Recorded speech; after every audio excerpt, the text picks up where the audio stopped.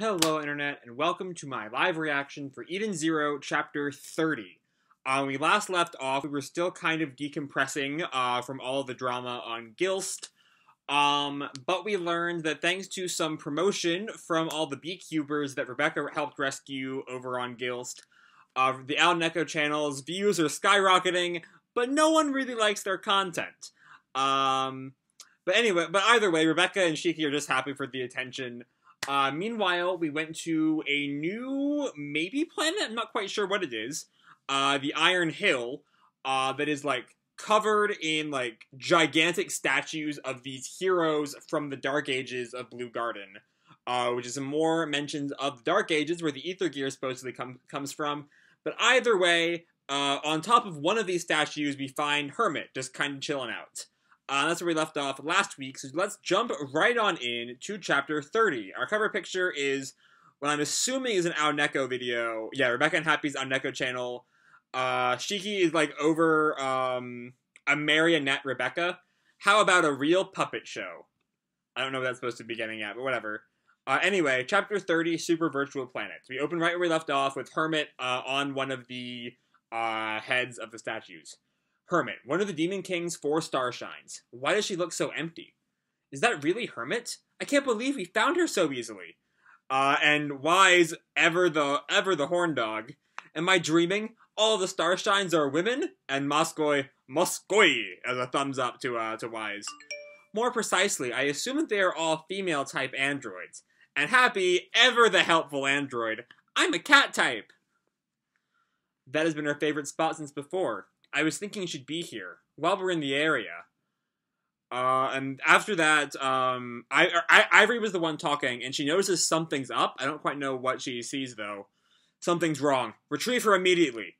Moskoi! And they pick up Hermit, and they bring her back to the ship. We get another shot comparing the statues to the Eden Zero. Anyway, Witch and Homer, like, barge into what I think is like a med bay? Is Hermit okay? She's not moving. It hasn't said anything. She doesn't have any external wounds, but her internal system is full of errors. My heal can't do anything here. Wise, can't you fix this? If I could, I would. I can't believe such a small child is one of the 4 star shines.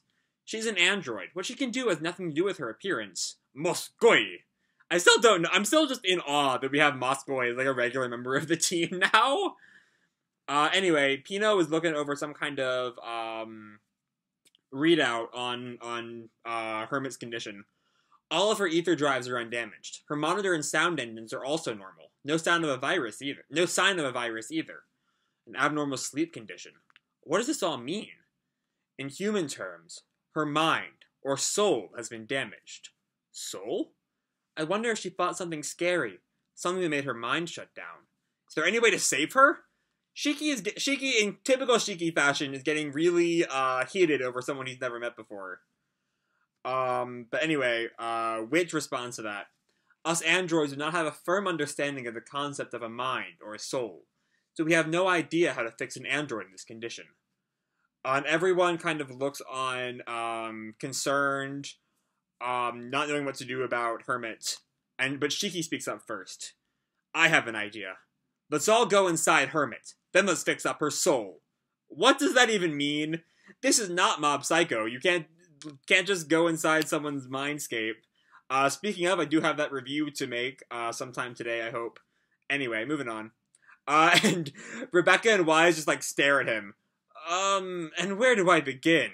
How are we gonna get inside her, huh? Can you make some kind of machine that does that, Wise? Like hell I can! Is the soul something that has a shape? Is the machine we're talking about, wouldn't it be something like a heart shape? Nope. I'm glad that everyone just calls Shiki out on this bullshit real fast. Stop with the crazy talk. There's gotta be something we can do. Her soul is broken. That's so sad. And Witch just, like, stares, like, mouth open. Oh, gonna cry, are we? I'm not crying, he says, crying. Surprisingly, Shiki does cry a lot. I said I'm not crying! But Witch is, like, off in her own little world. Going inside. And then she kneels in front of Shiki. As expected of the Demon King. We may be able to save Hermit yet. Is there a way to do this? But that wakes up, Ivory. That's right! The dive state! That means Hermit's soul is... It is highly likely that her soul is in the planet Digitalis. So that's the virtual planet of the title, I'm assuming. Digitalis? You mean her soul is somewhere else? Hermit is in what we call the dive state. It is a state in which herself, her spirit or what have you, is in a digital world. And Shiki just cannot comprehend that whatsoever. You mean she's always dreaming? Something like that. Digitalis is a virtual space, and is also an actual planet. Geez, what kind of planet is that? A planet whose physical form cannot be grasped.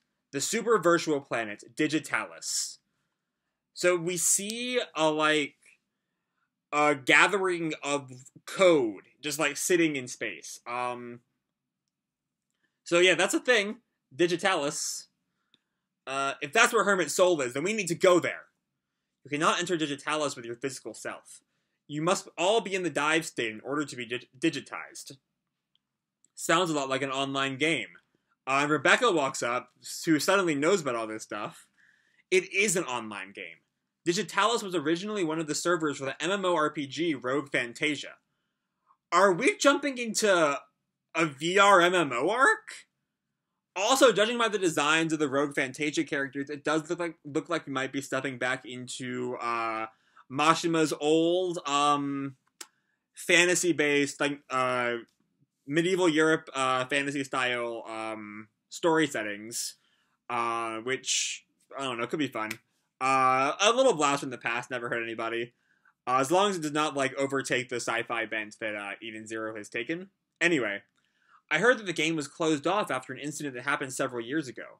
Indeed, diving itself posed a certain risk, but the NPC within the game became self-aware. In the end, the game became too unbalanced, and the management teams eventually left it alone.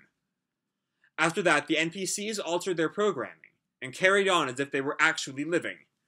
This feels very Alicization.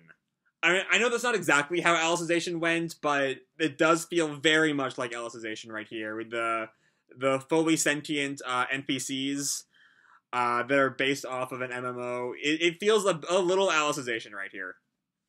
A planet full of data humans? But why would Hermit be there? She has always liked that game, and even now it is still possible to log into Digitalis. I also believe in the Demon King's intuition, or so my thought process goes. Yeah, we're going to rescue her. And thankfully, the Eden Zero has a dive room. So they can dive into the game, or they're on some new planet to do that. I can't quite tell. We don't get quite enough detail right here, though maybe the rest of the chapter will put more detail in. Anyway, the gang are now in dive suits that make them seem fairly nude, besides covering up the same areas on both the men and the women. There's some gender equality for you. Anyway, since Digitalis is a virtual space, we do not need to move the ship to access it. Okay, so they are still on the Eden Zero. I can't believe they had our sizes. That is the power of a dress factory. Yeah, they have clothes for the android, so we will be getting Happy in this arc. Happy was not at all in the last arc for the most part, so that'll be nice. But Wise turns to Shiki. That totally doesn't suit you. Yo, it's so tight! This suit really shows off your body line, huh? It feels quite nice, actually. However, we cannot back you up in any way. Why can't, Witch and Ivory go with them? That doesn't make any sense to me. We can use our own innate powers, nothing more than that. Too bad. Here I thought we could use magic or something. Please remember that any damage you receive in Digitalis will be reflected in your actual body. In the case where you die in Digitalis. I guess they need the androids there to, I don't know, keep watch of the ship, so they're not just, floating dead in space, I guess. Or maybe they need someone on the outside to log them in, I don't know. But anyway. So, was that always a part of Rogue Fantasia? This bit about any damage you receive in Digitalis will be reflected in your actual body? Because that does not seem like a safe mobile game. Even SAO didn't do that. It would kill you if you died in the game. It wouldn't be like if you got slashed in the game, you'd be slashed in real life. I don't know, maybe that became a thing as the Digitalis NPCs became more, self-aware. I don't know. I don't know how NPCs work. We'll get into more details of that later on in the arc, I imagine. Anyway, moving on. Yeah, I get it. Now let's go find Hermit. Digitalis, log in. Commencing dive sequence. And we see Shiki, Wise, Rebecca, Homura, and Happy dive in. I'm counting on you. Ivory, like, smiles at them. And Moscow, hey, I wanted to go too. And Shiki, oh! As he dives in, we see him in a fairly, like, bare space with bits of code. Please create the avatar you wish to use. Who's there? Please create your avatar. Oh, it's just a machine. And he puts his, like, hand on some code, I think. But what's an avatar? And he instantly becomes fat. And then we see him take on what looks like Mira Jane's Satan soul? And then he becomes a wolf man. The hell is this? And then Ichiya Vandalay Kotobuki, my man right there. So fun. Crap, I shouldn't be doing this, but I can do this all day. And then we meanwhile cut to Rebecca, who is already logged into Digitalis. Wow, it's more fantasy-like than I thought. And Happy's also has his avatar. Rebecca looks just like her normal self, except with cat ears and a tail. Fits her whole Aoneko theme. Maybe we'll see her in color and just have blue hair at some point to fit in with Aoneko. Happy is also just kind of in, like, some fairly typical fantasy gear. Reminds me of Granbell. Everyone sure is taking their time. They're still probably making their avatars. That's one of the things you have to do properly. And we see, Rebecca notices someone coming. Something's coming this way. And it's Shiki on something that looks straight out of Rave Master. I feel like there was a monster like that in Rave Master. I don't remember what it was called, though, or if I'm remembering right at all. He's on his back, like, T-posing. And he bows. Or is that Shiki? Something weird just came. Everyone, please hurry up. I think it's Shiki, or it looked like Shiki initially, but Rebecca does not seem to think it's Shiki. So maybe it's Shiki, maybe it's not. Anyway, to be continued in Chapter 31, The People of Digitalis. Okay. This is fun. This is really fun. I will admit, I'm a little sad we're dropping the sci-fi setting for an arc, but you know what? Especially because Fairy Tail is, like, still ongoing. You know, 100 Years Quest is still coming out every couple of weeks, and we still have a taste of Mashima fantasy. To replace our Mashima sci-fi with just more Mashima fantasy is a little disappointing, but you know what? It's far from the worst thing in the world. But anyway, I don't know if Shiki is going to be his normal self, his normal body, I mean, in this world. I would really like to see a Shiki go around as Ichiya for an arc. That would be so funny to me. Admittedly, I'm the only person who does not hate Ichiya, I think, so I'm a little biased there. But anyway, we get a bit more of the, like, backstory of the world. Not really backstory of the world, but a bit more, another facet of the world. In this, like, planet that people created to make a mobile game. Or not a mobile game, an MMO. And in doing that, they created self-aware people. That's always a fascinating thing to me, and I'm curious how much the agency of the people of Digitalis will be a theme of the arc. In the same way that, like, SAO does that for Alicization. But yeah, beyond that, it's some more antics with the cast as we really move into the Digitalis arc, and we move on to the next stage. So yeah, I'm excited to see where we go from here. I'm curious to see if this funny guy is Shiki or if he's someone else. I really love the Rave Master monster. He's just so cute. I want to give him a hug.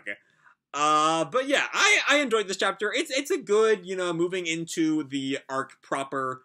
It's a little transition-y, but, like, it's a little exposition-y. It's more than a little exposition-y, actually. But it's exposition of stuff that we have not ever heard before, and stuff that we're all kind of going to need throughout the arc.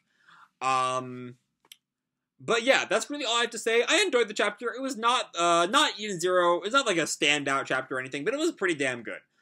So I think I'm going to leave this video off here. Hope you all enjoyed the chapter and the video. If you did, feel free to drop me a like, or subscribe, or do whatever the fuck you want. I don't really care. And as always, people, keep kicking ass, and I'll see you in the future. Bye!